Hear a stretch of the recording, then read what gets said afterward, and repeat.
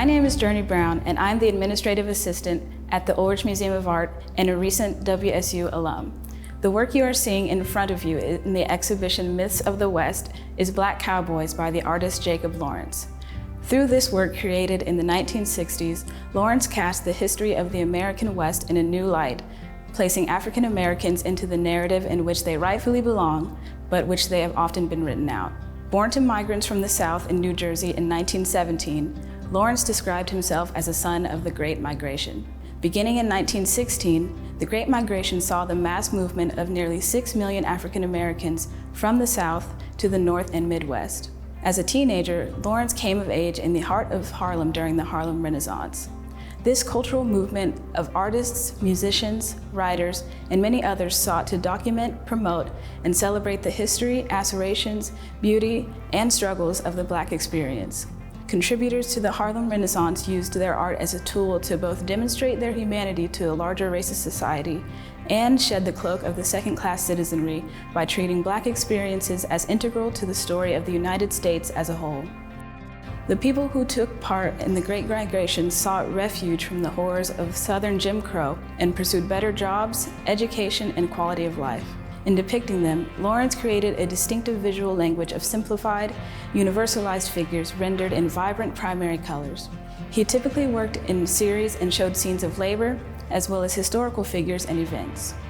At just 23, Lawrence gained national acclaim in 1941 after completing the 60-panel group of paintings titled the Migration Series. Black Cowboys depicts a different moment in U.S. history than the Great Migration, but it refers to another earlier period of mass movement among African Americans and captures Lawrence's key concerns as an artist. This work depicts both history and labor with dynamic figures and eye-catching colors. It also demonstrates his commitment to depicting Black history as a part of American history. Often overlooked, African Americans were an indispensable part of westward settlement and expansion. Black Cowboys honors those who would otherwise be forgotten.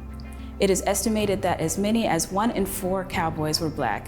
At least 5,000 Black cowboys could be found in the Great Plains, Texas, and other parts of the western frontier between the 1860s and 1880s. The heyday of open-range cattle herding, they worked alongside a diverse array of others, many of whom were Mexican vaqueros and Native American cattle handlers.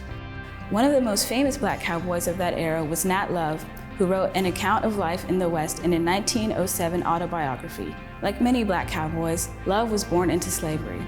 During their time as slaves, many men gained experience handling cattle and horses.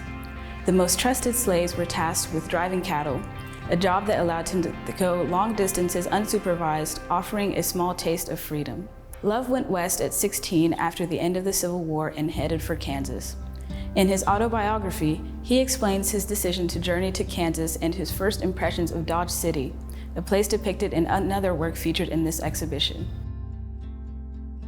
I had once struck out for Kansas, of which I had heard something good, and believing it was a good place in which to seek employment. It was in the West, and it was the Great West I wanted to see. I eventually brought up at Dodge City, Kansas, which at that time was a typical frontier city with a great many saloons, dance halls, and gambling houses, and very little of anything else. When I arrived, the town was full of cowboys from the surrounding ranches and from Texas and other parts of the West. As Kansas was a great cattle center and market, the wild cowboy, prancing horses, of which I was very fond, and the wildlife generally, all had their attractions for me, and I decided to try for a place with them. The Kansas cow towns through which cowboys of all races would have passed, in addition to Dodge City, also included Wichita and Abilene.